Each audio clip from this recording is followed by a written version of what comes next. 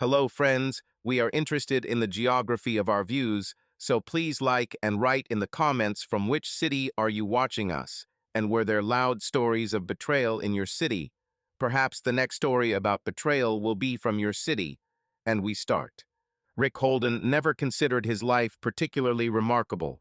He simply lived and worked in his coastal town in South Carolina, trying to provide for his family and give his daughter the best. Every day began early for him. He got up before dawn, drank strong black coffee, and went to the workshop located near the embankment.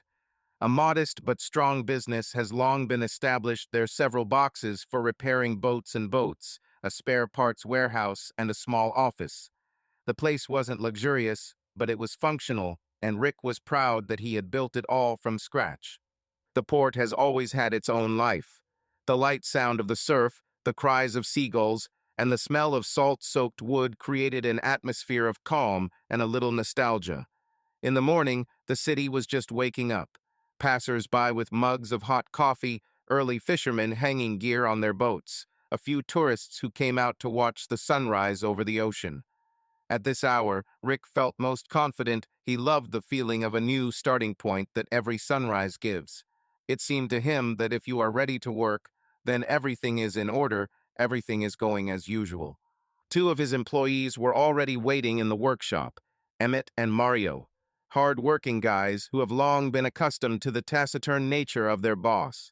Rick greeted them with a short nod and immediately got down to business, checking the order log, seeing which boats were awaiting repair, what spare parts needed to be ordered.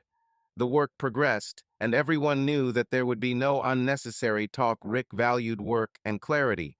He rarely smiled for no reason, but he took care of his employees. He did not skimp on good tools, paid salaries on time, and was always ready to help if there was an emergency. Around 9 o'clock, Rick usually took a break to call home. He could only say a couple of phrases to Laura, but it became their little tradition. Having learned that everything was fine with her, he spent the rest of the day more calmly. Lately, however, Rick felt that these calls were becoming more and more formal. Laura answered monotonously, as if she was preoccupied with something, and sometimes forgot to ask how he was doing. He didn't attach much importance to it. You never know what's on people's minds. There were periods when Laura became thoughtful or irritable, but everything returned to normal if you gave her time. After all, they had been together for over 10 years, had gone through many difficult periods, and each time found a smooth path. After work, Rick tried to stop by the store, buy something for dinner, and sometimes took with him a small souvenir for his beloved daughter, who was only 7 years old. The girl's name was Carly. Mischievous and curious, she saw in her father a hero who knows everything in the world about the seas, sails, and anchors. When Rick entered the house, she instantly ran towards him with an enthusiastic cry, "Dad!" And although Rick's smile could hardly be called wide, quiet happiness was reflected in his eyes every time. He hugged Carly tenderly and patiently listened to her stories about school, about friends, about some imaginary adventures. At such moments, he felt especially proud. For the sake of this baby, he, in fact, built everything he had. For the sake of her well-being, he was ready to work from morning to night. Laura usually met Rick closer to dinner if she was not distracted by household chores. Her blonde hair was neatly gathered, and her gaze was a little distracted. It seemed that she was always in her own thoughts. However, in front of her husband, Laura tried to stay calm. She helped with cooking and sometimes told some news from the local school, where she had previously worked as a teacher. In recent years, she has devoted herself to home and raising her daughter. Friends said that she was cheerful, but Rick knew. Laura did not always have enough communication. She wanted bright emotions and compliments. He himself is a reserved person, so their characters were very different. But as the family believed, opposites complement each other. In general, life went smoothly. No storms, big quarrels, or breakdowns. On weekends, Rick would sometimes take his family on a short walk along the coast. They watched the setting sun turn the ocean into warm colors. Carly ran along the sand and collected shells, trying to find the most unusual ones. Laura seemed tired or distracted at times, But as soon as her daughter put her arm around her, she perked up. And Rick just walked next to them, listening to their laughter, looking at the waves, feeling like he belonged. This calm routine was disrupted when Martha, Rick and Trevor's mother, suddenly arrived. She lived in a small house half an hour from the town, but almost always, when visiting her eldest son, she talked about Trevor. Not even about him, but rather about how he needs help, support, how talented he is, but has not yet found his place. It seemed natural for her to set her youngest son as an example. They say, Trevor has such a character, he is sincere, understands everyone, but Rick is reserved. Martha herself was a capricious woman, moderately strict, but not particularly warm. Most of all, she loved to give advice, even if no one asked for it. I talked to Trevor yesterday. She could begin over lunch. He is now in another city, but he needs a new impetus for development. He's already suffered enough. Rick, think about it. Maybe you have a vacancy in your workshop. The guy is so capable. Rick listened in silence, knowing that any objections would only cause a new wave of reproaches from his mother. He himself was not against helping his brother, but he was not eager to see him too closely. Since childhood, Trevor was distinguished by his ease and charm. He succeeded in everything, but he did not stay anywhere for long. But I didn't want to argue now. At such moments, Laura, feeling the tension, tried to turn the conversation to something everyday, asking Martha about her health or about her summer cottage. Either she wanted to smooth out the corners, or she herself was tired of these endless comparisons. When the mother left, she could leave behind an atmosphere of slight anxiety. This was unusual for Rick, because his everyday life went on without major problems. He is used to solving everything as it comes. We need to repair the boat, we'll get down to business. We need to buy additional materials, we'll place an order. But when it came to family, everything was complicated by understatement. Rick didn't like conflict, didn't like drama. He valued order, peace, and clear things to do, but with his mother and brother, he could never achieve such clarity. Sometimes Rick noticed that after Martha's visit, Laura became even more thoughtful. I was sitting on the veranda with a mug of coffee, looking somewhere towards the sea. He asked her, "Is everything okay?" She nodded and silently shrugged her shoulders. Maybe she was sorry that family relationships were not as warm as she would like. Or perhaps she was worried about something of her own. But in general, life went on as usual, and Rick saw no reason to worry. Sometimes before going to bed, Laura leafed through family albums, which depicted her and Rick's first years of marriage, the birth of their daughter, birthdays, and holidays. He noticed how she sighed softly, touching a photo in which they were both smiling, hugging each other on the ocean. It seemed that she wanted to return something, maybe that carelessness, that enthusiasm that was before. But Rick sincerely believed that everything was fine with them now. Of course, the passion has subsided, but there is a calm attachment, a sense of security, a common future. That was enough for him. He believed that family happiness is not a carnival, but the ability to live side by side, accepting each other's shortcomings. This is how their routine went. Morning workshop, afternoon household chores, evening family dinner. Rick did not like loud events. He believed that harmony lies in small rituals, saying hello to the workers, patting his daughter on the head before bed, asking Laura about what to buy for the store. People who looked into his life from the outside saw a strong man who built a business, provided a home for his family, and spared no effort to maintain this way of life. Some were even jealous. After all, a quiet haven is a rarity in our time, and not everyone has such stability. Trevor showed up early in the morning. Rick was just about to leave for the workshop when the hum of an engine was heard in the yard. His younger brother, ruffled and disheveled, was sitting behind the wheel of an old pickup truck. The first thing Trevor did, with some diligence, parked next to the house, turned off the engine and jumped out, holding a worn suitcase in his hands. "Hello, Rick," he shouted, smiling widely, although fatigue was noticeable in his eyes. "Sorry it's been like this since this morning, but I had to go somewhere urgently." Rick looked at his brother silently for a couple of seconds, assessing his appearance. Trevor has noticeably lost weight, there are dark circles under his eyes, and his clothes are careless.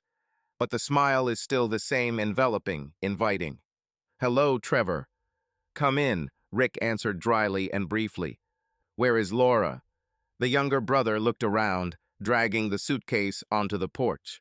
"In the kitchen, preparing breakfast," Rick muttered and opened the door. Laura, hearing the voice, looked out from behind the doorway. When she saw Trevor, her face lit up with a warm smile. "Trevor, how are you? I heard you lost your job. Come in, sit down. I'm just finishing the pancakes, and then the coffee is ready." "Oh, Laura," Trevor dramatically rolled his eyes. "My savior. Because I was exhausted from the road, I really wanted something hot." Rick sighed heavily and took hold of his jacket. "I have to go. The working day is starting. I hope you can figure it out without me." Laura looked at her husband. "Would you like to have breakfast with us? I'll finish everything now, in 5 minutes." Rick simply nodded, but doubt flashed in his eyes. He was not used to such an unexpected intrusion. However, since Trevor is here. Moreover, Martha just called the other day, tearfully begging for help. Poor Trevor, who lost his job. Rick was going to discuss this with Laura anyway, so let it be. At the kitchen table, the smell of pancakes and freshly brewed coffee filled the cozy space. Carly, still sleepy, came out of her room and, seeing her uncle, opened her eyes wide. "Wow, Uncle Trevor, will you live with us?" She seemed happy. She always liked his cheerful uncle, who knew how to joke and tell funny stories. "I hope so, honey, if your dad allows it." Trevor ruffled her hair kindly. "How are you doing?" "Okay," Carly said, sitting down on a chair. "Today there is a matinee at school, and I am learning a poem." "Well done," Trevor approved. "Maybe you can read it in the evening." Rick, sitting opposite, followed the conversation. He saw that his brother was trying to win over everyone without exception, and he succeeds. Even Laura looks at Trevor with slight sympathy, because he, in fact, is now without money, without work, without an apartment. "I was thinking," Rick said carefully, putting down his mug, "it's not the busiest season in my workshop, but maybe we can find something to keep you busy." "Yes?" Trevor perked up. "I don't know much about tools, but I can help with papers or talk with clients. I'm pretty good at this, right? It would be nice for you to start with something simple." Rick chuckled. "Let's see what we can entrust." Laura, giving him another pancake, interjected. "That's a great idea, Trevor." "True, true. Otherwise, I know how hard it is for you to look for work in unfamiliar places. It's better if your family is nearby." Trevor smiled at her gratefully. "Thank you, Laura. I just don't want to sit around doing nothing. Moreover, I'm already tired of living at other people's expense." And Martha kept buzzing her ears, saying, "Rick will help. He's your older brother." Rick just smiled wryly, but remained silent. He didn't like it when his mother so directly decided for him what and how to do. But Laura was apparently pleased that the family was getting closer. She herself poured Trevor's coffee, moved the sugar bowl, and then glanced briefly at her husband. "Rick, if anything, our guest room is quite free. You can put a folding bed there, and that's it." "Okay," he agreed. "Let him stay with us for now. But then he will have to find something permanent." "Thank you, brother." Trevor looked genuinely touched. "I promise I won't stay long and won't be a burden." Rick looked at his watch and stood up. "Well, I have to go. We'll discuss it in more detail this evening." Trevor settled into the guest room. During the day, Laura showed him the whole house, helped him sort out his things, and at the same time told him about local shops and cafes. This was interesting to him, because he had not stayed in his hometown for so long for a long time. After lunch, Rick returned home. He urgently needed to pick up some documents. He found Trevor in the kitchen, standing at the sink, drying dishes, while Laura put the dishes on the shelf. They chatted animatedly.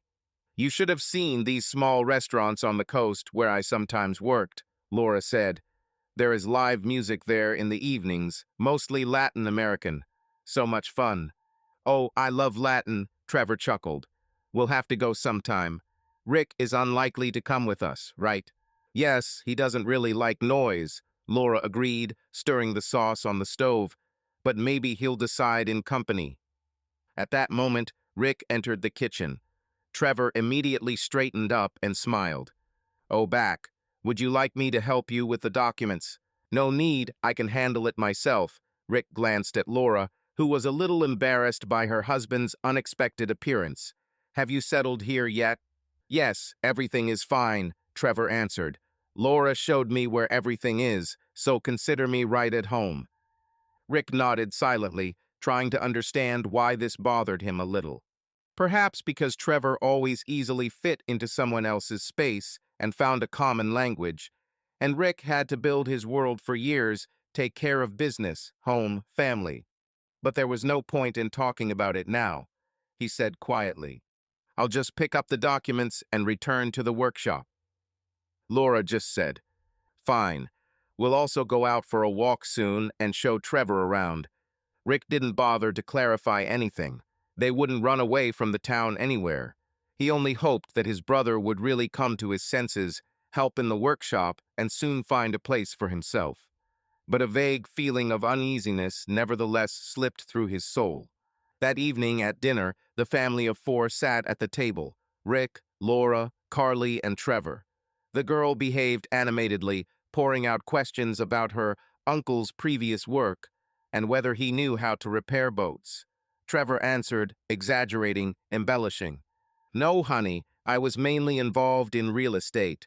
But it would be cool to learn how to repair boats if you come to visit. I'll show you how to rivet small boats." "Great!" Carly clapped her hands.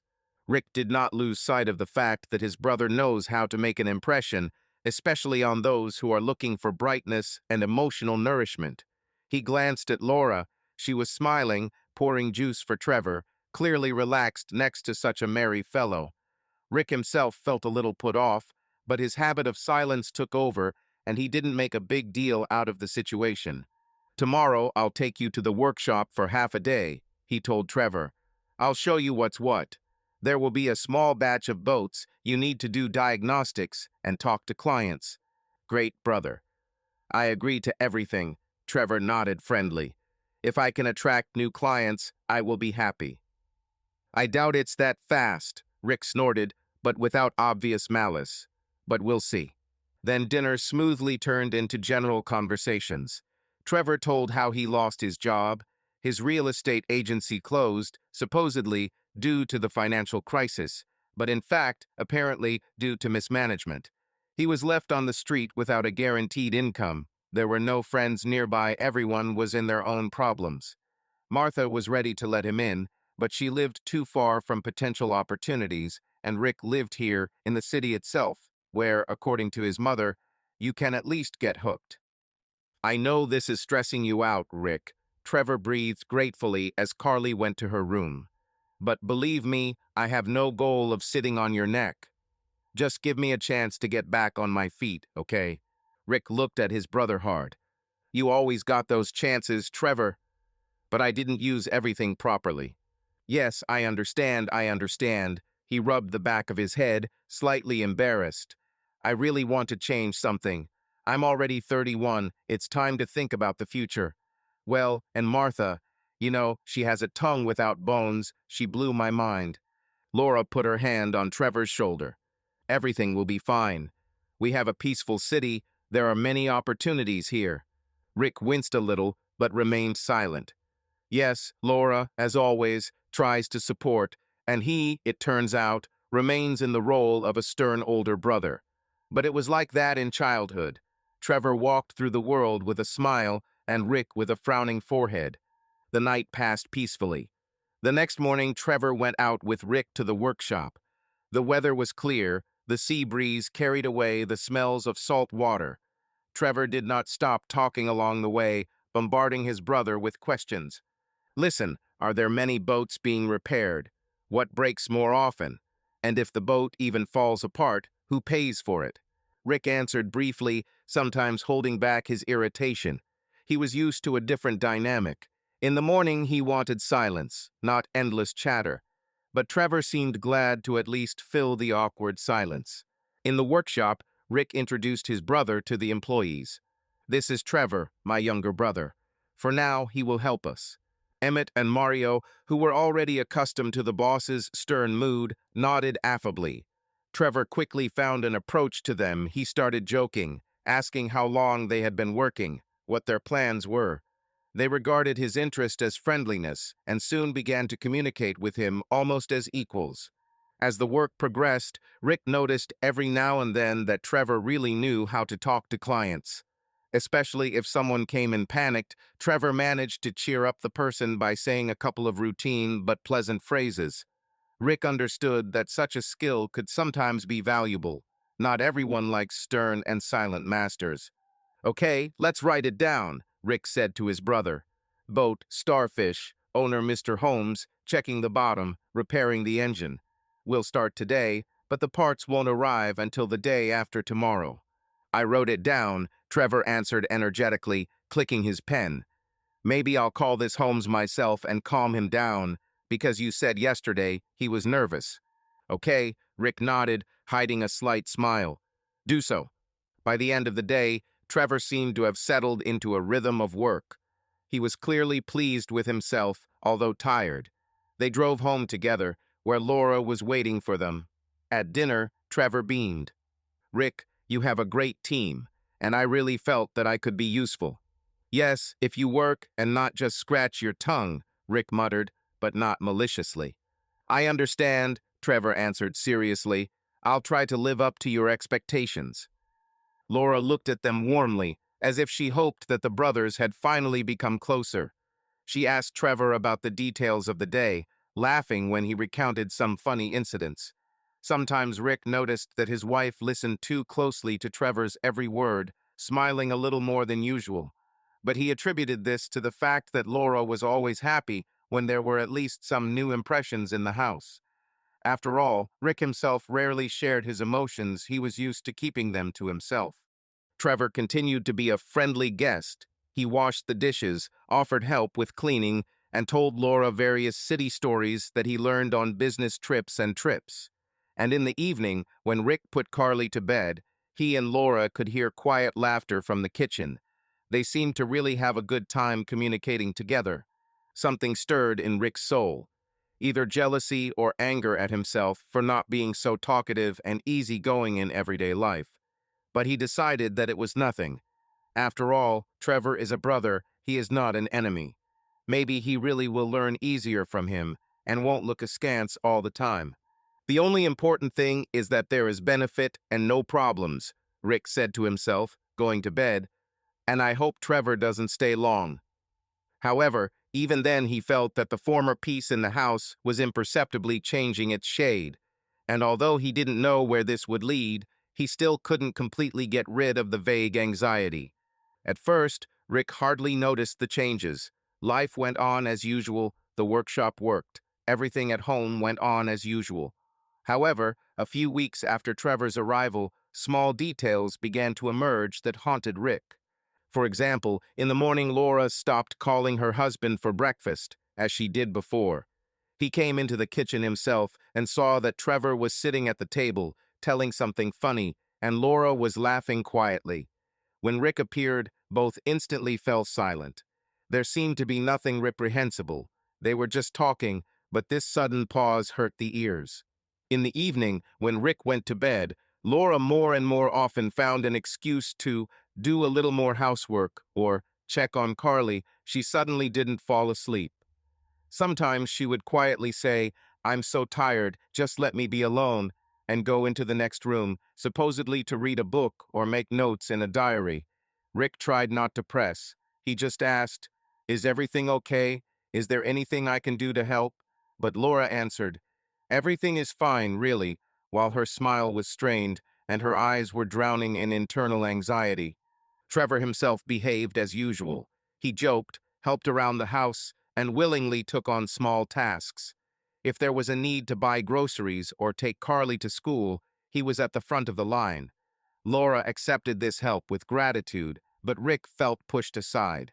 After all, he was used to taking care of his family, but now he noticed that his younger brother does a lot for him. It seemed like a relief, but something here didn't coincide with his idea of family order. By the end of the second week, the tension was palpable. One evening, when Rick came home from work, he found Laura and Trevor in the backyard, where they were counting gardening tools. Laura was laughing, and Trevor was holding a stiff garden shovel in his hands and swinging it, as if imitating a medieval knight. "Look, Laura, I'm your weed protector," he shouted with a deliberately serious look. She couldn't help laughing.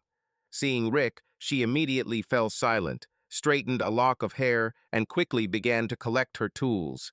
Trevor turned around and smiled. "Hello, brother. I didn't know you were already home. Look, we want to put things in order in the barn." Rick glanced briefly at his wife, then at Trevor. "Well done. Just be careful with the shovel, otherwise you'll break the rest." Laura tried to look calm, but did not look up. Rick felt a vague jealousy. Wouldn't it be easier to leave such matters in the hands of workers, so that his brother would not shine too much in front of Laura? But it would be strange to drive Trevor away, because he really tried to help.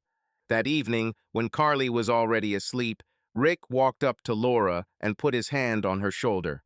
"Maybe we can go for a walk along the coast, just like before. It's been a long time since we've been by the sea in the evening. It's so fresh there now." Laura thought for a moment and nodded. "Okay, go ahead. I'll take a windbreaker." They left, leaving Trevor at home. At first, they walked in silence, listening to the sound of the surf and the cries of seagulls. The light from the lighthouse flickered in the distance, and the waves gently hugged the sand. Rick hoped that in this environment he would be able to understand what was going on in Laura's soul. "Is something bothering you?" he finally asked, stopping closer to the water. She shuddered, as if weighing whether to speak. "I'm just tired. From everything. I feel like I'm stuck in one place, living in circles. Home, child, you are constantly busy at work. And then there's Trevor with his problems. I don't know when he'll really get settled." Rick frowned. "I thought you were glad he was here. You guys get along, right?" Of course I don't mind.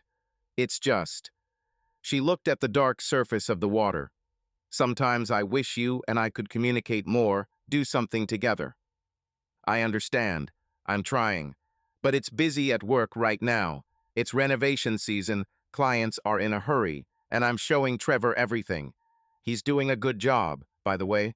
"Yes, he's great," Laura said quietly. "You may not understand me, but I would like to get a little more attention from you. Not gifts or words, but at least some feelings." She fell silent, and Rick had no answer. He already thought that he was doing everything, providing for his family, trying to come early. But Laura, apparently, lacked emotional warmth. However, Rick could not say that he was ready to become different. He is who he is. They returned home in a state of fragile truce. But that night, when Rick held his wife close to him in bed, she pulled away slightly. "I'm sorry, I can't right now," she said, trying to be gentle, but inside she sounded internally tired. "I'm really tired. Let's do it tomorrow." Rick saw that she was not lying about some kind of physical fatigue, but he felt there was something deeper here. He just nodded and turned on his side, lost in his dark thoughts. The next day, the situation repeated itself, only it manifested itself in a different form. As Rick pulled up to the house, he heard Laura and Trevor laughing inside. When he opened the door, they immediately became silent. It seemed like they were discussing something personal. Laura looked embarrassed, and Trevor smiled cheerfully. "I heard a new joke, so I told Laura." Rick didn't say anything, but there was an unpleasant stabbing in his chest. Each time it seemed to him more and more that some strange wall was appearing in the house, separating him from his wife. At the same time, there was no open hostility. Trevor behaved like a good-natured relative. Laura continued to do her usual things. But Rick felt that some kind of anxiety, or perhaps a secret, had settled inside her, and she did not want to share it with her husband. When Rick once again tried to show attention helping Laura cut vegetables, asking about her plans for the day, she answered briefly, often turning to the side and finding an excuse to go into another room. This whole cycle repeated itself day after day, and Rick slowly but inevitably became irritated. He believed that he deserved at least an honest conversation. However, asked directly, "Listen, Aren't you and Trevor too close? He didn't dare. Too straightforward, too rude, and what if he's wrong? Laura, it seems, has completely withdrawn into herself. Sometimes, when she heard Trevor talking on the phone with friends or making acquaintance with someone in a cafe, she would cast slightly admiring glances at him. Then Rick noticed how she tried to hide it, pretending that she was just casually looking in his direction. One evening, she and Rick finally started talking. The daughter was already asleep. Trevor went to see a friend and promised to return late. The house was quiet, only the trees rustled in the wind outside the windows. Laura, Rick began quietly, it seems to me that we are talking to each other less and less. What's happening? She was silent for a long time, then exhaled tiredly. I don't understand myself. There's just some kind of confusion inside me. It's probably not just because of Trevor or anything like that. I don't know what I want. When I look at us, I see that we live side by side, but there seems to be no emotion. Isn't it? Rick asked, trying to remain calm. I'm trying, really. Maybe I'm not so good at saying beautiful words, but I love you. She shuddered, as if hearing something unexpected, and hurried to give him a short kiss on the cheek. I'm sorry, she whispered. Give me some time. Rick sighed and nodded, although he understood perfectly well that he had no guarantees that this time would solve the problem. He felt that he could not hold his wife with his soul. She was accumulating a burden of understatement, and Trevor was always nearby, ready to give attention and light flirtation. So, gradually, the relationship began to take on an alarming aftertaste. Little things that previously seemed insignificant now became eloquent signals. Laura smiled more and more often in front of Trevor, but in passing she turned away from Rick. And in this tense air, something was brewing that Rick could neither articulate nor stop. Rick had never considered himself a person capable of prolonged outbursts of anger. His father, a silent veteran, taught his son from an early age, keep your face under any circumstances. If Rick were asked what truly deep resentment or real rage was, he would probably remember only a couple of times from his youth when he lost his temper and screamed. But even those moments happened a long time ago, and even then only slightly. Now, when he was faced with a scene for which no sane husband could have been prepared, his reaction was not like an explosion. Rather, it turned out to be a quiet, icy tornado, sucking in all emotions and leaving only a ringing emptiness. The day started as usual. Morning in the workshop, a couple of orders, it was necessary to ship parts for one client and settle invoices. Emmett and Mario, Rick's employees, were arguing over some gasket they couldn't find in a catalog. Rick shook his head and went to rummage through the stacks of papers himself. Everything is, in general, routine. The only minor concern was the thought, did I forget to sign the school document for Carly? After all, my daughter asked. Dad, don't forget, the director ordered it. Rick usually didn't delay with such things, but that day, busy with business, he suddenly remembered this document closer to lunch. Guys, he turned to Emmett and Mario, I'll go home, take one sheet, I need to sign it. I'll be back in an hour. Usually, Rick didn't leave during the middle of the workday, preferring to get everything done. But now I decided that it would be right to go for a ride and fill out the paperwork right away, so that after work there would be no rush. At the same time, you will be able to have lunch at home. Laura sometimes cooked for this time, especially if she knew that her husband might drop by. However, this time he did not call home in advance. There was little time, and his thoughts revolved around business. I got into my pickup truck, started the engine, and drove off. The road to the house took about 15 minutes along the coastal highway. The seagulls are not visible, the hot sun has driven them towards the water. Rick found himself having barely spoken to Laura for several days. After all the recent changes and strange behavior in her behavior, he was tense, but tried not to think about the worst. Could it get any worse? He asked himself a question. Maybe, but we have a family, a child. Everything will return to its place. When he turned into the house, the clock on the dashboard showed 10 to 1 in the afternoon. The closest neighbors are rare, almost everyone is at work. Ahead stood their own entrance, surrounded by greenery. There were no strangers' cars in the yard, and Rick didn't see Trevor's pickup truck either. This means that Trevor may also be on the road lately. He has been running around trying to find potential clients for the workshop in order to show Rick his usefulness. Parking in front of the porch, Rick turned off the engine. A slight breeze shook the curtains on the half-open window on the first floor. This window led to the kitchen, and Laura usually opened it when she was preparing dinner or ventilating the house. Everything looked ordinary, and only a quiet inner restlessness, which Rick at first could not give a name to, seemed to prick in his chest. He went up to the porch, inserted the key into the keyhole, and suddenly realized that the door was already ajar. Strange, Rick thought. Laura rarely left the door unlocked, especially when she was home alone. But maybe she went out into the garden and didn't close it completely.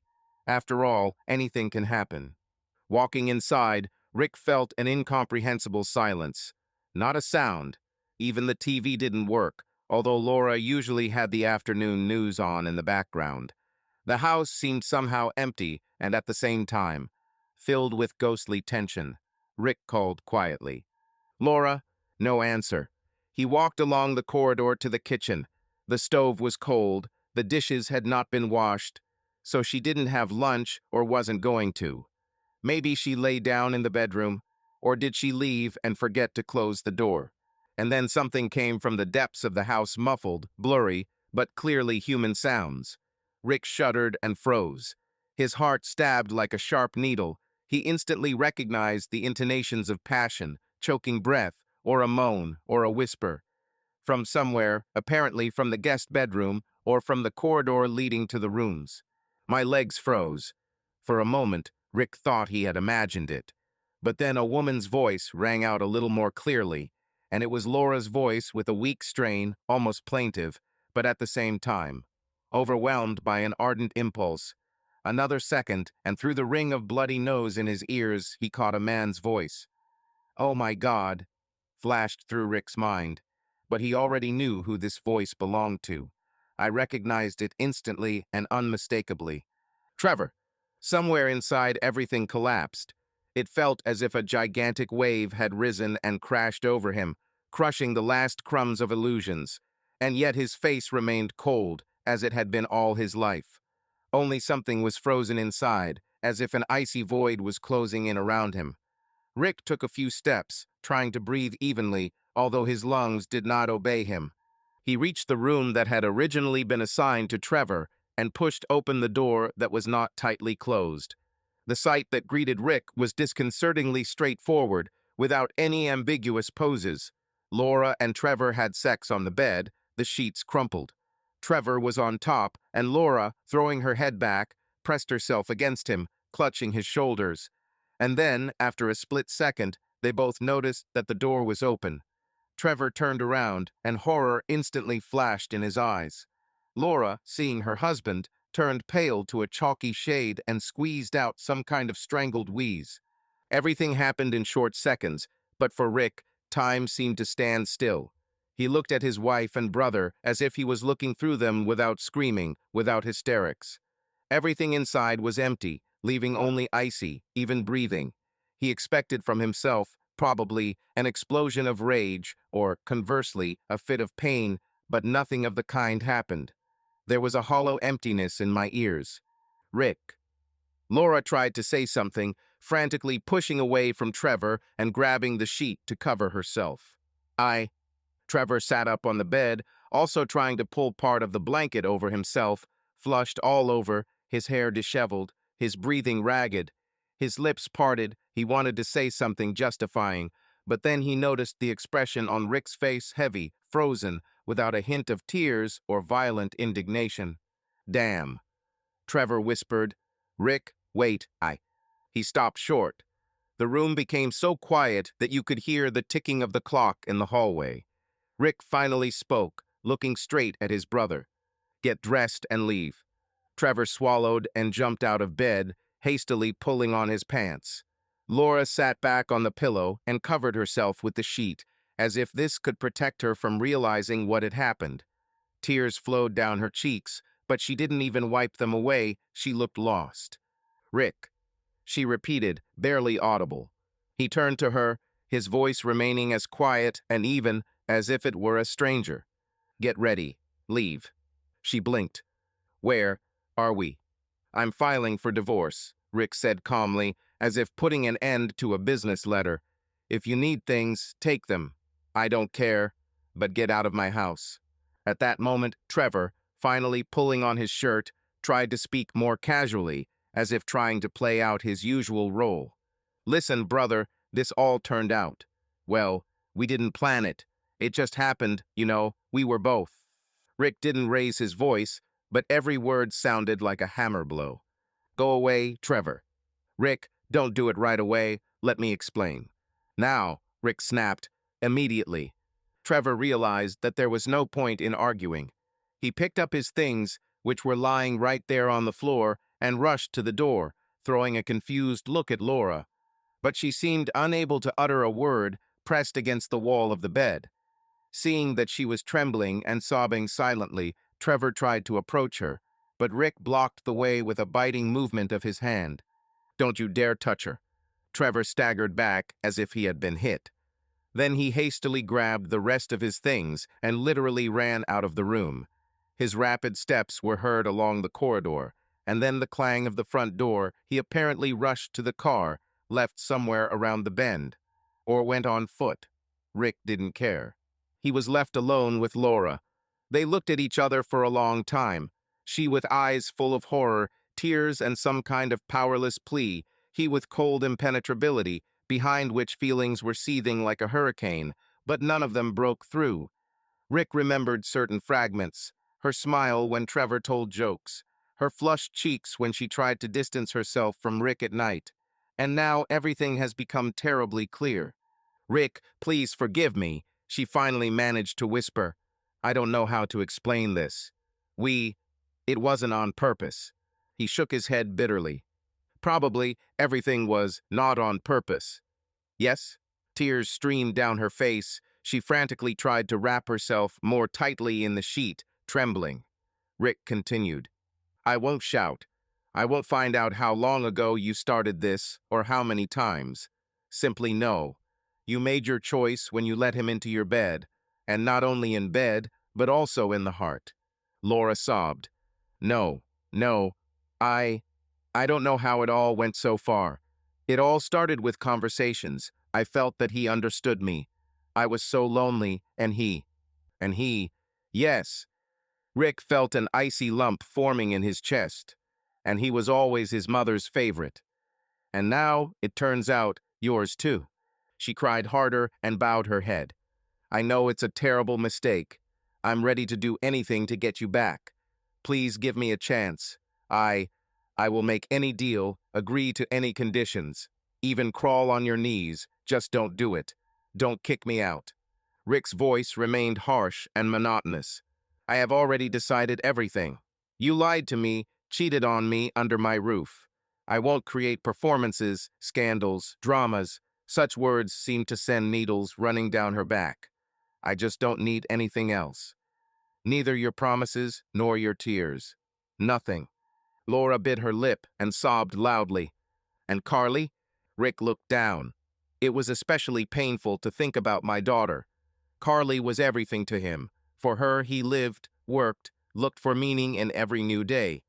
But now this pain only made him even tougher. Carly will stay with me. I will seek custody, and believe me, I will do everything so that the court takes into account the reasons. You will be able to see her. The law will decide that, not me. But you won't live here. Laura covered her face with her hands and sobbed hysterically. This thought that she could lose her daughter brought her to a state of panic. She tried to get out of bed, but the sheet slipped and she almost fell. Rick automatically leaned forward to grab it, but then he froze in place, literally forcing himself not to extend his hand. Laura sank back down onto the edge of the bed and dug her fingers into the rumpled sheets. Rick, she repeated in a trembling voice, I beg. No need. His words sounded as if from behind a glass partition. Don't beg me.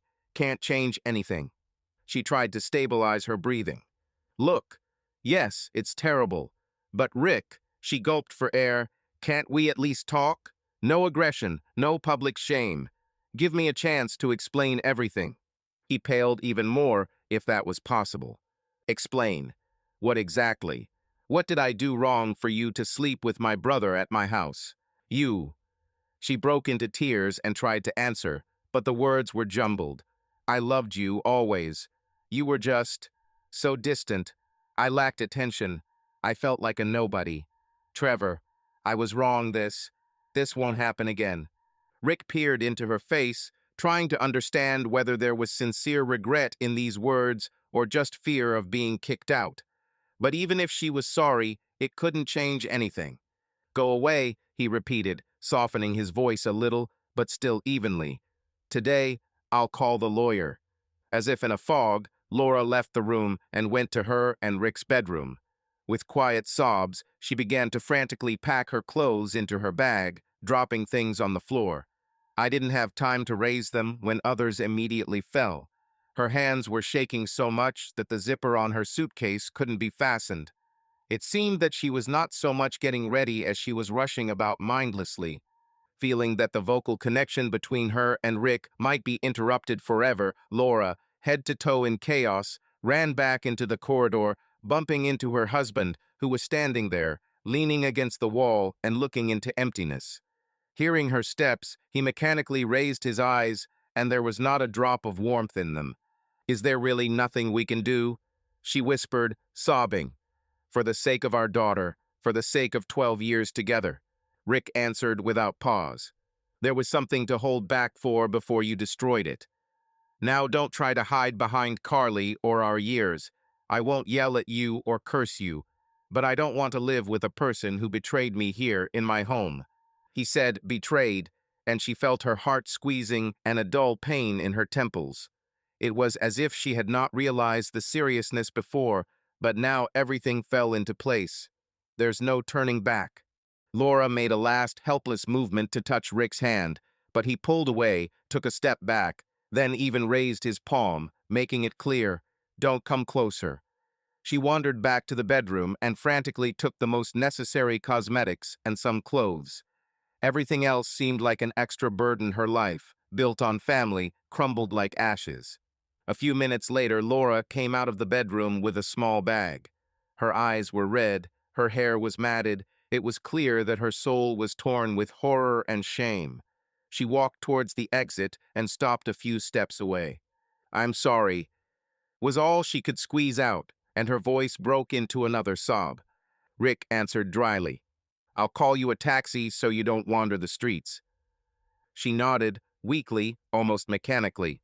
She wanted to say something else, but the words wouldn't come. He walked past her into the living room, picked up the phone, briefly dialed the local dispatch service and said, Good afternoon, send the car to 17 Rockport Lane, urgently. After hanging up the phone, he didn't even look at Laura. The taxi will be there in 5 to 10 minutes. She clutched the handle of her bag, afraid of fainting from nervous overstrain. I understood that there was no point in staying here any longer. Any next moment would only be more painful. And yet, how difficult it is to leave your own home, where you have lived for 12 years, where everything breathes memories. Can I get something for Carly? She whispered. Photo, maybe. Take what you want, Rick answered, still not looking at her. But do it quickly. She nodded, slipped into her daughter's room, and took from the table a small frame with a family photo. There were Laura, Rick, and very little Carly, who was only 2 years old in the photo. Then everyone smiled and seemed happy. A wave of bitter memories came flooding back. Tears, again and again, burned my throat, but now it was impossible to return to either time or the past. When Laura returned to the hallway, the taxi had already arrived, and a short horn sounded in the street. She stood at the threshold, looking back at Rick. He was still standing motionless in the depths of the corridor, as if the boundary between them had become insurmountable. She quietly lowered her head and walked out, closing the door behind her. Rick didn't move for several minutes, and only when the sound of a car driving away was heard outside, he exhaled convulsively and pressed his back against the wall. His throat became dry, as if he had run 10 kilometers without water. The pounding of my heart filled my ears. A strange struggle was going on in his soul. Part of him wanted to immediately rush after him, scream, blame, cry, curse everyone, but the other half, stronger, ordered him to maintain cold determination. After about 20 minutes, he finally moved. First, he removed the rumpled sheets from the room where he found them, not wanting Carly to see the mess and understand what had happened. Then he automatically checked whether the windows and the front door were closed. Walking into the kitchen, I looked at the clock, 2:30. A couple of hours ago, he was living his usual life, but now everything was divided into before and after. Putting the kettle on, Rick mechanically poured himself a cup, but could not drink. His throat was seized with spasms. Then he poured out the water and simply sat on the chair, clasping his fingers. He didn't remember how long he sat like that, maybe 10 minutes, maybe half an hour. An emptiness was spinning in my head. No detailed thoughts, only dull pain and the decision already voiced. I'm filing for divorce. When he stood up and looked in the mirror in the hallway, he hardly recognized himself. The face was pale, the eyes were dark. Just yesterday, he thought that the biggest problems in his life were Trevor's clumsiness and Laura's emotional detachment. Now he understood. This was just a hint of a thunderstorm that really broke out only today. Rick placed his hand on the phone and took a deep breath. We need to go back to the workshop and finish things. Then think about what to say to Carly. She must understand that her father will never leave her. He will have to explain why Laura will not return no matter how hard it is. He will not lie to his daughter. But for this, you need to gather strength. Rick dialed Emmett's number and said briefly, "I'll be late. Continue without me. If there are clients, go ahead and register." He collected his briefcase with documents and grabbed the car keys. As he walked through the hallway, his eye caught a framed photo of him, Laura, and baby Carly on the beach. A spontaneous shot of all three laughing, hugging each other against the backdrop of the ocean surf. Once upon a time, Rick believed that this was how the rest of his life would be with these two people next to him. Now the photograph seemed to burn. He looked away, walked out of the house, and carefully locked the door. Stepping onto the porch, I felt a strong wind blow from the sea, filled with the smell of salt and the promise of change. Rick squeezed the keys so that they cut painfully into his palm, but he didn't even notice this pain. Divorce turned out to be both simple and painful for Rick. Legally, everything was decided quite quickly. He hired a lawyer who drew up the necessary documents, taking into account the obvious facts of infidelity and Laura's statements that she did not intend to challenge the right to the house. Laura hardly resisted. Perhaps she felt too guilty or simply realized that she did not have the resources for a long lawsuit. As a result, the court decided to leave the house and custody of their daughter to Rick. Laura was allowed to see the child on a separate schedule, but this required a preliminary agreement. No permanent weekends or holidays with the mother were expected. The actual signing of the papers took place in court in a small room where only Rick, Laura, and their lawyers were present. Rick barely looked in her direction as the lawyer read out the terms. Laura looked like she wanted to say something, but didn't dare. When the court clerk handed them a pen and several sheets of divorce application, they signed everything quickly, without unnecessary emotions, as if they were performing a bureaucratic action. Inside Rick, every stroke of his hand was echoed with intense pain. He felt that some invisible rod in him was breaking in half. Never before had he thought that the official procedure could be so difficult. One thing is the decision to leave, when everything is in anger and pain, and another thing is the cold business part, where clear wording and seals complete all hopes for a future together. But Rick held his face as best he could and did not give himself free rein. He hid everything that was accumulating in his soul: rage, resentment, disappointment somewhere deep, leaving only a calm, slightly gloomy mask.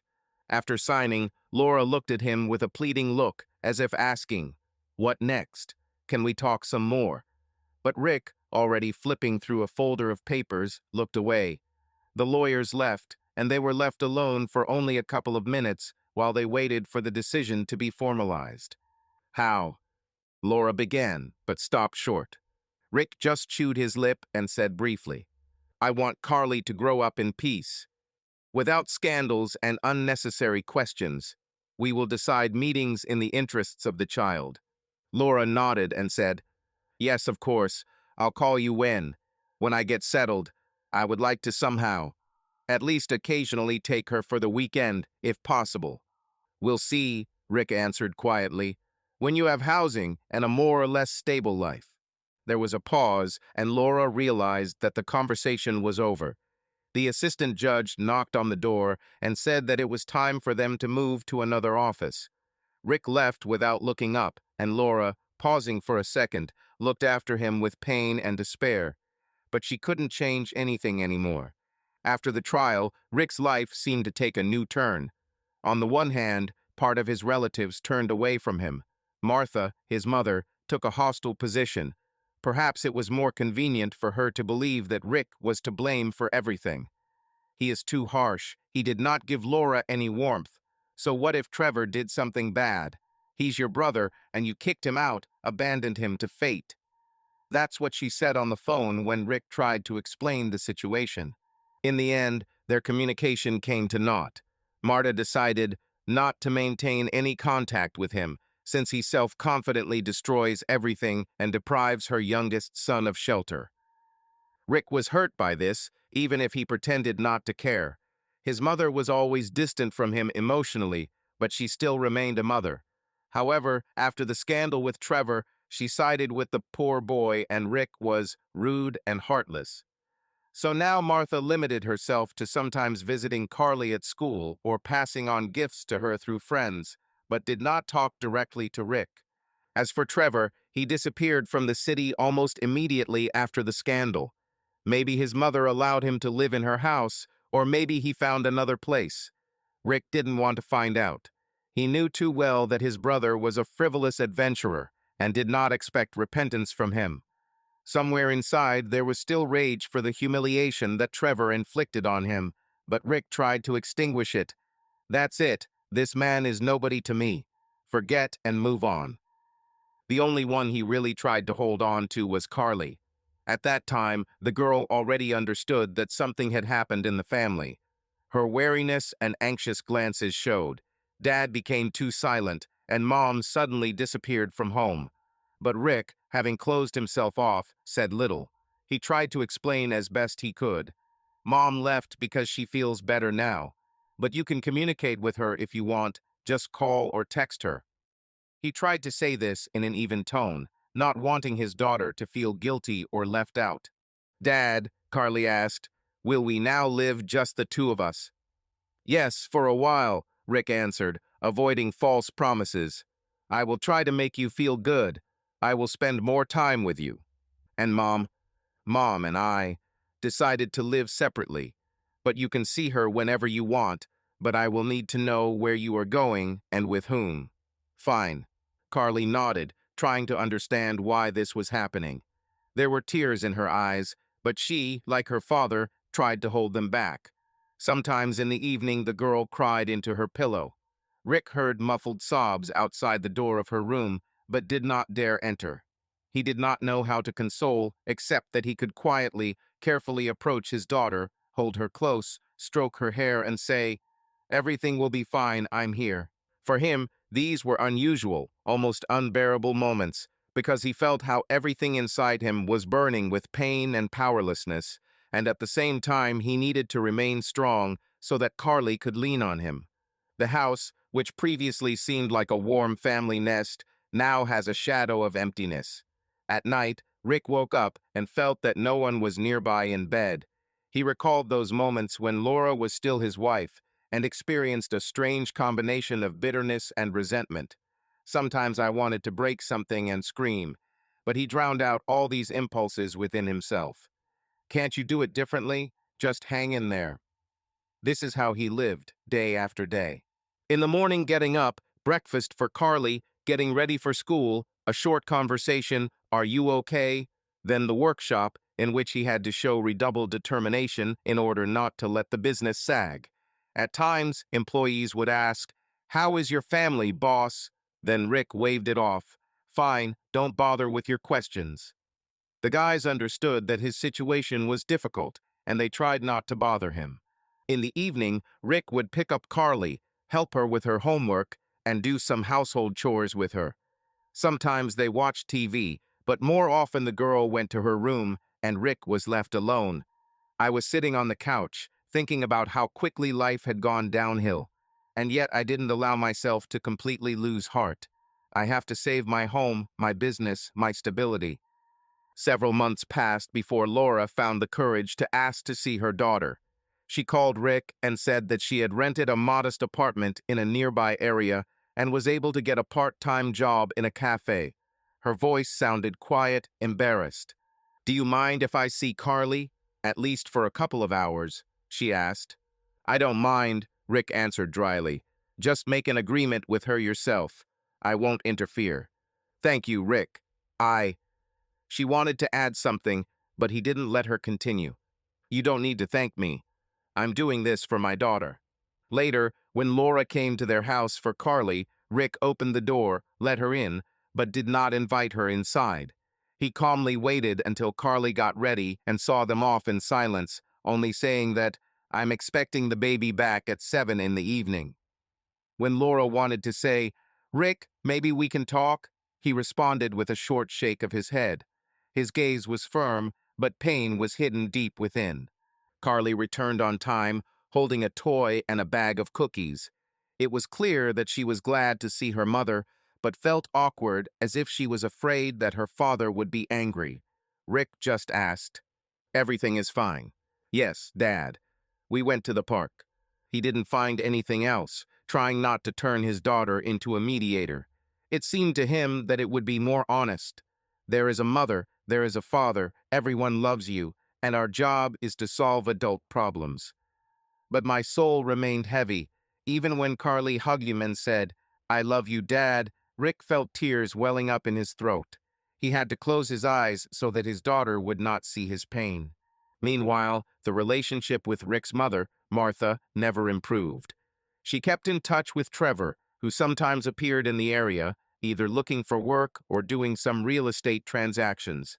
But Martha did not come to Rick. She conveyed short reproaches through mutual friends. "So how is he now? Happy that you destroyed your family?" Rick, having heard this once, only smiled bitterly. "It's as if I destroyed it myself," he thought.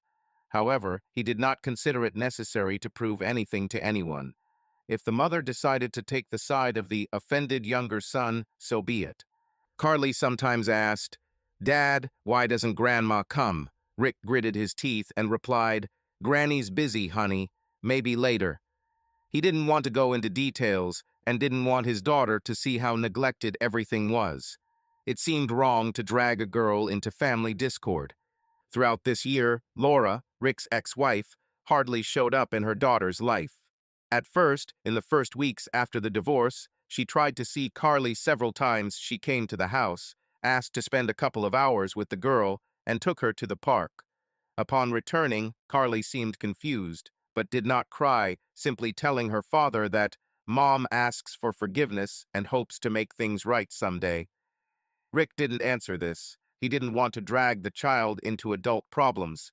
He allowed the mother to see her daughter. He believed that the child has the right to know what maternal love is, even if it is clouded by the past. Rick himself remained cold towards Laura. He did not talk to her again, did not go far into discussing past grievances. However, after several such meetings, Laura suddenly disappeared. She stopped calling, didn't show up at the door, didn't write messages. The town was small, but Rick had not heard from anyone that Laura was trying to settle down somewhere. Neighbors, who had previously seen her in a cafe as a waitress, began to report that she had quit and gone somewhere. Nobody really knew the details. Carly, at first worried about her mother, asked her father, "Why doesn't Mom come? I write to her sometimes, but there is no answer." Rick could only shrug and answer carefully, "Maybe she's solving some problems now, but someday it will probably show up." Months passed, and Laura's phone was still silent. The pain of betrayal still resonated in Rick's heart, but he did not allow himself to think too long about where and how his ex-wife lived. All he could do was conclude, "She's probably ashamed and doesn't know how to rebuild her relationship with her daughter." Be that as it may, Laura was no longer part of their family, and Carly, although she missed her mother, gradually learned to live without her presence. She immersed herself in school life, dance classes, and new hobbies. The hardest times for Rick were the evenings when the house was silent. The daughter went to bed, and he was left with himself in the empty rooms where Laura's voice had once sounded, closet doors slammed, and the light clicking of her heels was heard. Now in the house there was neither her laughter, nor quarrels, nor even a timid attempt to have a heart-to-heart talk, which sometimes happened before. But despite this, Rick did not regret his decisions. He did what he considered the only right thing. Moreover, he now had two clear priorities, taking care of Carly and moving the business forward, and he firmly adhered to this course. The workshop developed. He hired another employee, expanded the range of services, and even purchased additional space for a warehouse for spare parts. Work began to bring not only a stable income, but also a sense of control over life. At night, as Rick fell asleep after a long day, he thought, the main thing is that Carly has everything she needs. I'll survive the rest. So everyday life dragged on. The sway of the surf, the noise of instruments, my daughter's school concerts, short conversations about business. But somewhere in the middle of the year, a new name entered Rick's life, Ashley. At first, it was just a work acquaintance.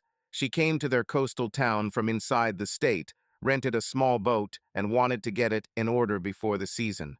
When he first saw Ashley in the workshop, Rick noted to himself only that she confidently understood what she wanted. I want to fix the steering wheel and update the hull, so that I can safely go out to the open sea. She was confident, but not boastful, and spoke in an even tone.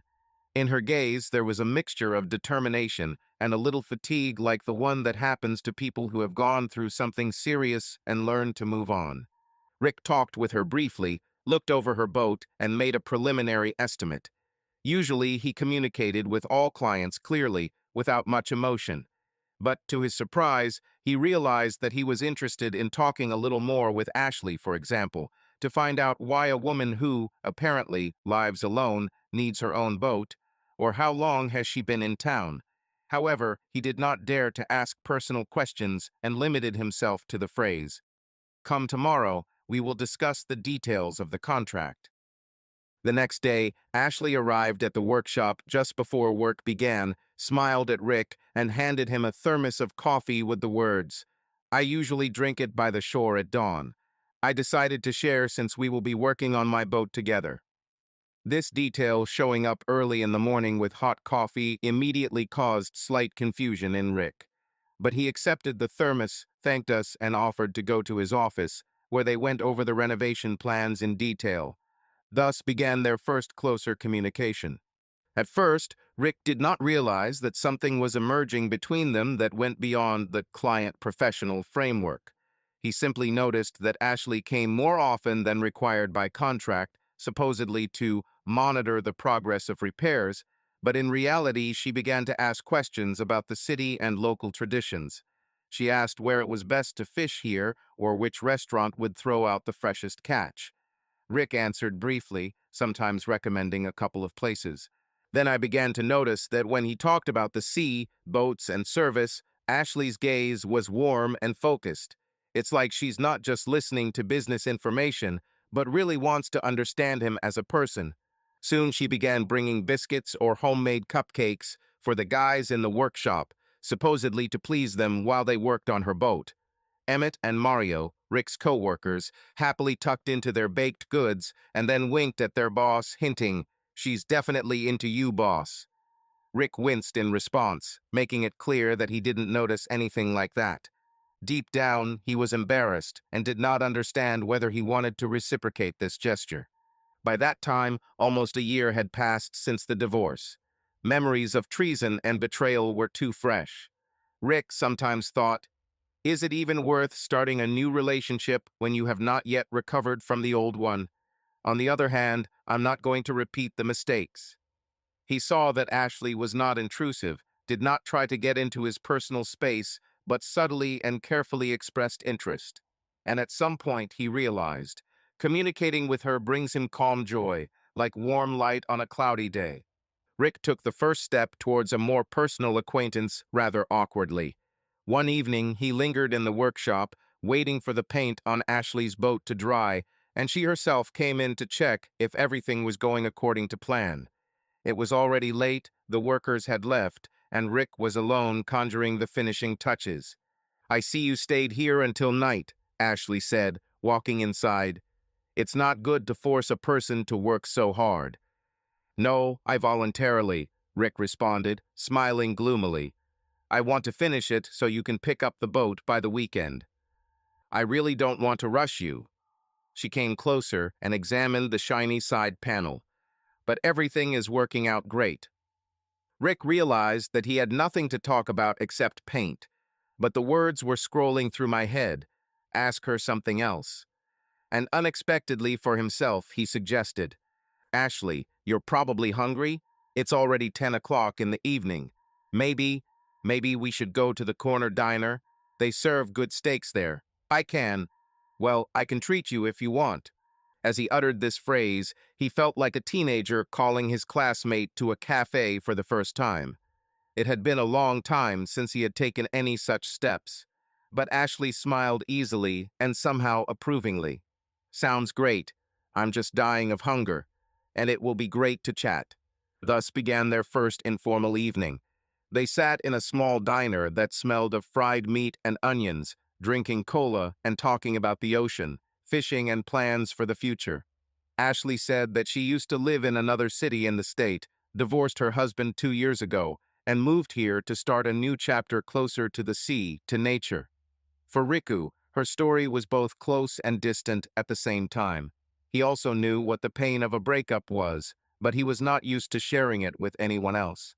When he carefully said, "I also got divorced a year ago, I have a daughter, we live together," Ashley nodded with an understanding look.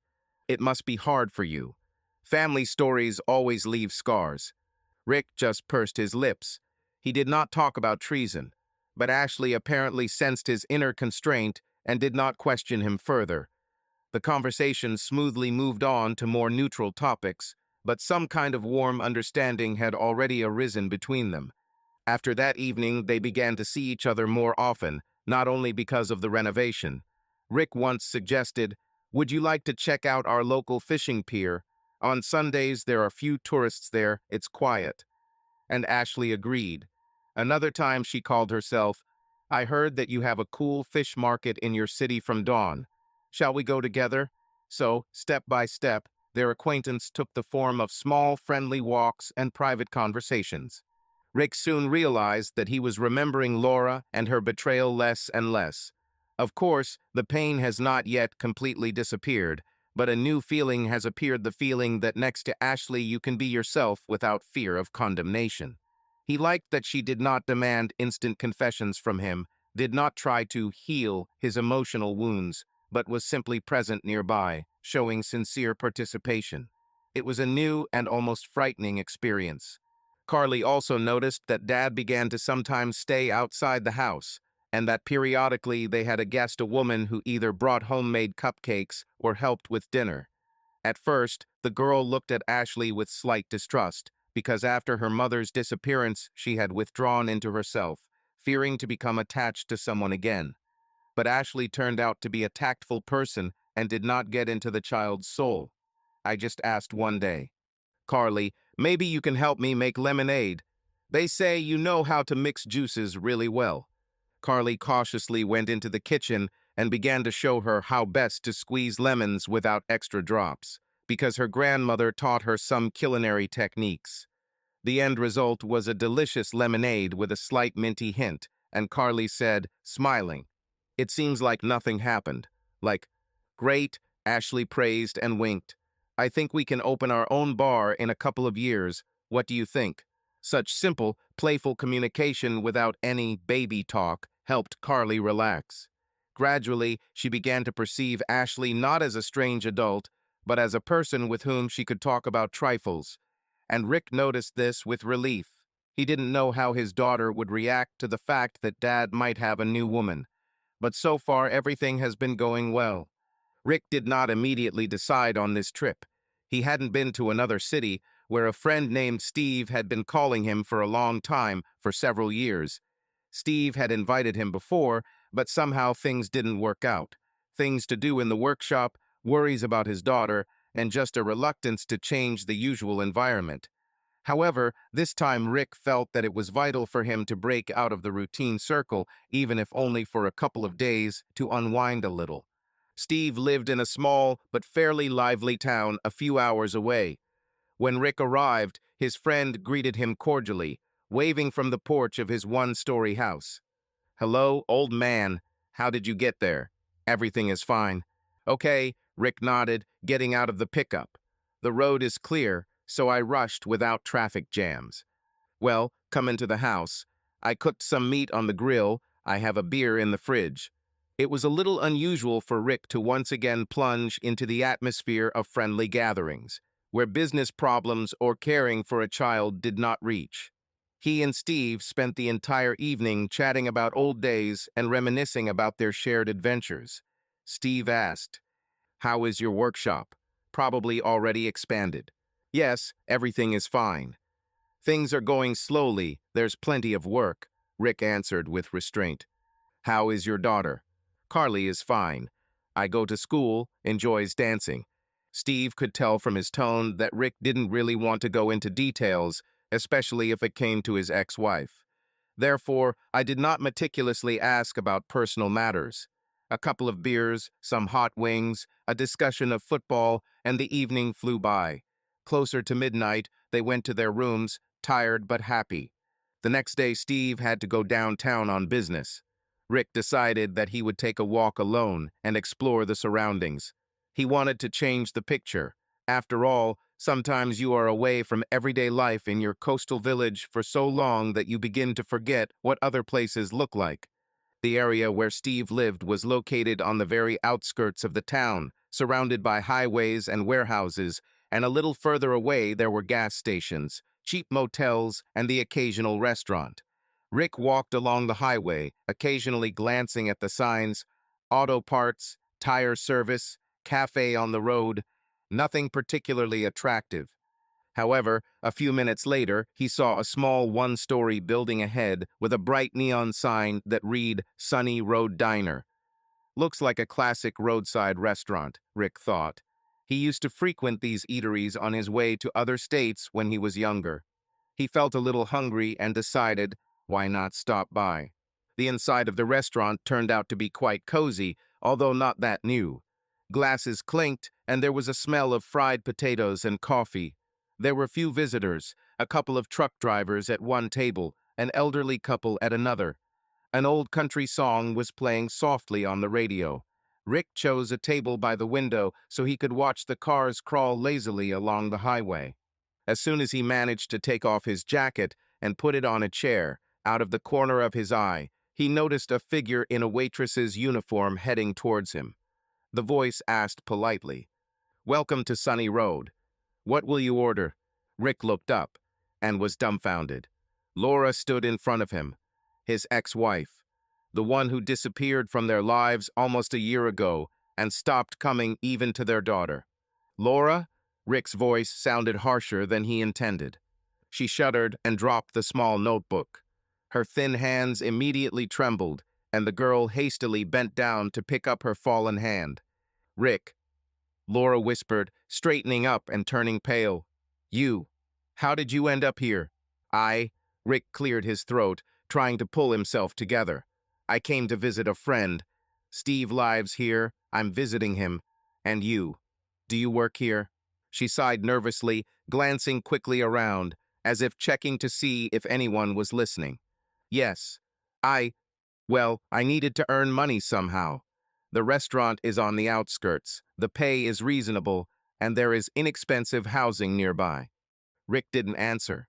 He looked at Laura and noticed a sharp change in her appearance. She looked tired, haggard, and there were shadows under her eyes. Her figure seemed to have become a little thinner. Her hair was pulled back into a messy ponytail. The waitress's uniform fit awkwardly on her, clearly not the right size. It was clear that life was not spoiling her. "You," Laura tried to continue, but fell silent, not knowing what to talk about. "Listen, There aren't many people here, so maybe I'll sit down. Rick nodded. Laura slid into the seat opposite, trying to stay carefully so as not to attract the attention of the owner of the establishment. Rick, she said quietly, I really didn't know you were coming. I didn't show up because... Because what?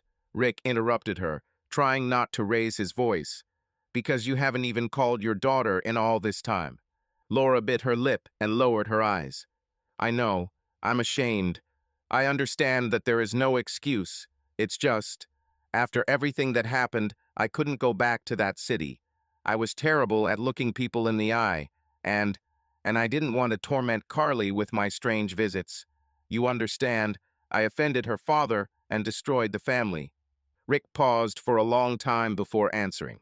Carly is still waiting for you to come at least for a day, or you'll call, but she hasn't heard a word about you. Laura clenched her fists and her eyes filled with tears. I write letters to her, but I was afraid to send them. They are in my room. Every time I think that I don't have the courage.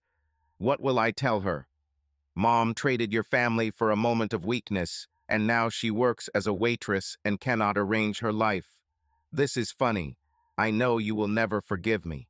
Rick wanted to say, it's none of my business, but instead he asked, is Trevor with you? No, Laura shook her head. We broke up almost immediately when everything was revealed. He left, I don't even know where, probably returned to your mother. To be honest, I don't care. Rick, listening to this, felt a familiar emptiness inside. No outbursts of anger, only detached bitterness. He looked at Laura and suddenly realized that he no longer felt love, trepidation, or anger. Only a cold realization. This person, who was once dear to him, is now a stranger. I need to work to pay rent, Laura continued. The restaurant, of course, is not a dream, but here they pay the same rate plus good tips. I'm saving up to move closer to the city, maybe try teaching again, even though I was fired from school a long time ago. I see, Rick sighed. He leaned back in his chair, realizing that he had little time. The owner of the establishment might come up at any moment, or the visitors at the neighboring tables would decide to call the waitress. You could at least let me know where you are, so that Carly doesn't think that her mom is completely gone. I might show up. If you don't mind, Laura said, confused. Or not. I'll probably think about what's best. Rick felt a surge of irritation. Again, thinking about what's best, yeah, that's Laura's style. But he didn't say it out loud. He had long ago come to terms with the fact that it was pointless to rely on her determination. Instead, he looked at his watch. Okay, I have to go. I'm just passing through. He reached into his pocket and took out his wallet. Laura watched his movements with the same embarrassed expression that she had had throughout the conversation. Maybe you can at least order something, she timidly suggested. No, Rick said. I have no appetite. He took out several large bills and placed them on the table. The amount was much more than the cost of the possible order. Laura's eyes widened for a moment. Why so much? It's for tea, Rick answered calmly, looking straight ahead. Keep it for yourself. Rick, don't. I can't. Can. Consider this compensation for those months when it was hard for you, he muttered, but not sarcastically, but rather tiredly. I'm not asking for thanks, and I don't ask you to come back into our lives. Just, if you ever decide to see Carly, let me know in advance. He got up and put on his jacket. Laura looked up at him, her face distorted with tears. Thank you. I really... Goodbye, Laura. Without further ado, Rick turned around and headed out. When he pushed the glass door open, he paused for a second, as if he wanted to turn around.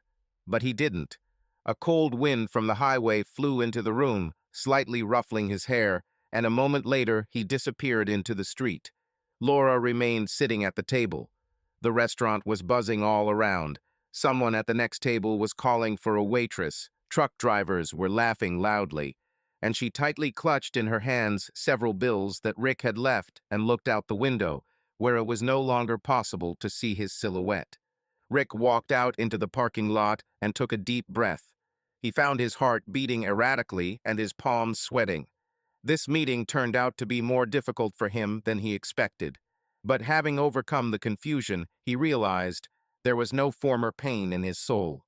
There is no painful suffering as if he had lost everything again. Rather, there is an awareness. They have finally gone their separate ways. And oddly enough, it brought some relief. He got into the pickup truck and huddled in the seat, closing his eyes before starting the engine. Well, now I know where she is, he said quietly to himself. So what? The main thing is that Carly must be okay. A minute later, Rick pulled onto the highway and drove back to Steve's house, trying to push everything that had just happened out of his mind. There was one more day ahead in this city, and then a return to their normal life. To his daughter, to his work, to the people he trusts, and he firmly believed that the pain that once tore his soul apart was gradually being replaced by something calmer, more stable, even if with a bitter aftertaste of memories. Rick didn't expect to see Laura on his doorstep. That day turned out to be warm, his daughter was with a friend, and he and Ashley were dealing with urgent household matters. Nothing seemed to foretell any drama. But when the doorbell rang, Rick opened it and saw Laura clutching a small bag in her hands and looking at him with pleading eyes. She looked excited and confused. Either she didn't know how to start a conversation, or she was afraid that Rick wouldn't even let her into the door. And yet she started first. Hello, it was very difficult for me to decide, but I realized that I couldn't continue living without seeing Carly. I want to go back. Seeing my daughter, and you. Rick's heart sank for a second. More than a month has passed since he accidentally stumbled upon Laura in another city. She never showed up, except for a couple of short messages in which she discreetly asked about Carly. And suddenly, this unexpected appearance at the doorstep. Laura, Rick sighed heavily. Carly is not at home. She is with a friend. What does return mean? Laura bit her lip, embarrassed. I want to be in your life again. I miss my daughter, and she looked away. I understand that I made a lot of mistakes, but I dreamed that you and I could start over. Rick was about to open his mouth to answer, but then a woman's voice was heard from the depths of the house. Honey, are you coming soon? I put the kettle on, don't forget about. Ashley came out onto the porch, a light summer blouse, hair tied up in a bun, a face full of calm confidence and warmth. Seeing Laura at the door, she was noticeably surprised, but quickly pulled herself together and asked, Oh, sorry, I didn't know you had a guest. Laura's eyes widened, and she looked from Rick to Ashley in shock. From this whole picture, it was clear without words that Ashley felt absolutely natural and at home in the house, like a mistress. And what's more, she called Rick cute. What? Laura muttered, backing away on the porch. Are you with her now? She suddenly stepped back as if she had been burned and, turning sharply, rushed away along the path. Her bag almost fell to the ground. She picked it up as she ran. Laura, wait, Rick shouted. He glanced briefly at Ashley. She only slightly spread her arms, indicating, catch up, talk if necessary. And Rick, without hesitation, rushed after him. Laura flew across the yard and then ran out of the gate, heading to her car, which she parked a little further. Rick caught up with her literally a couple of steps, grabbed her wrist, trying not to cause pain. Laura, wait. She turned around, and in her eyes there was a mixed cocktail of emotions, confusion, resentment, jealousy, hidden hope that had just burst. Do you live with her now? She exclaimed, snatching her hand away. Yes, I'm with Ashley, Rick didn't prevaricate. And I don't just live, I propose to her. We'll get married soon. With these words, he looked into Laura's eyes for a moment, and she flinched as if from a blow. Her face turned pale, her lips trembled. So that's it. You have a new woman. Rick clenched his teeth tighter. His inner feelings were more complex than one could imagine. He understood that he had once loved this woman, but after everything that had happened, all that was left in his soul was a chill and a quiet sadness about the past. He said carefully but firmly, Laura, listen. I don't hold any grudge against you. There was a lot of pain, but I don't want to take revenge, much less forbid you anything. If you want to see your daughter, please, I don't mind. She needs her mom, no matter what. Laura squeezed the handle of her bag, looking somewhere to the side. Do you really mind if I com over to Carly's sometimes? I was afraid that you hated me. No, Rick answered, softening his tone a little. I don't mind. But to come back, to be with me, it won't happen. I already have my own life. And I'm sure Carly will want to see you if you stop disappearing. But our relationship with you is over. He said the last words without rage, only with quiet regret. Laura felt this well. He didn't want to hurt or give false hope. He just put an end to it. She took a deep breath, trying not to cry. I understood. Forgive me for barging in. I realized what I had lost. It's probably too late. It's too late, Rick confirmed. But not for my daughter. She's only 8. She still misses you, although she has already accepted that she lives with me. If you show up, I won't interfere. Just, I beg you, don't disappear again. Laura lowered her gaze and involuntarily looked at the wedding ring glistening on Rick's finger. In fact, he hasn't put on a ring, yet his engagement to Ashley was recent, and they will buy wedding rings closer to the ceremony. But on his left hand, he had a distinctive silver bracelet given to Ashley, and Laura apparently took it as a symbol of a new connection. Okay, she finally said, looking away. Carly is all I have left in this world, to be honest. Here you go. She'll be happy, I think, Rick said, letting go of her hand. I'll write you the address of the school and the schedule so that you don't come empty-handed. And if you want to call, you have my number. They stood silently on the street. Laura slouched, as if she had lost all the energy that had recently pushed her to take this desperate step to come and ask Rick to return her. He also felt squeezed. These few minutes completely unsettled him. So you are getting married, Laura repeated almost inaudibly. But I once thought that we would be together until old age. I thought so too, Rick shook his head, smiling bitterly, but life turned out differently. After these words, he turned and took a step towards the gate, making it clear that the conversation was over. Laura stood there for a moment, clutching her bag, then, with a bitter grimace, she got into her car. The engine started, and she drove away, taking with her unspoken regrets and later repentance. Rick watched the retreating car, feeling painfully relieved. With her arrival, Laura seemed to try to open the door to the past, but fortunately, he had the strength not to open this door. Returning to the yard, he found Ashley on the porch. All this time, she did not interfere, she only watched the scene from afar. When Rick entered the canopy, she quietly asked, "Everything is fine. She won't make a scandal for you." Rick shook his head. "No, it seems there will be no more scandals. But she wants to see Carly." I agreed.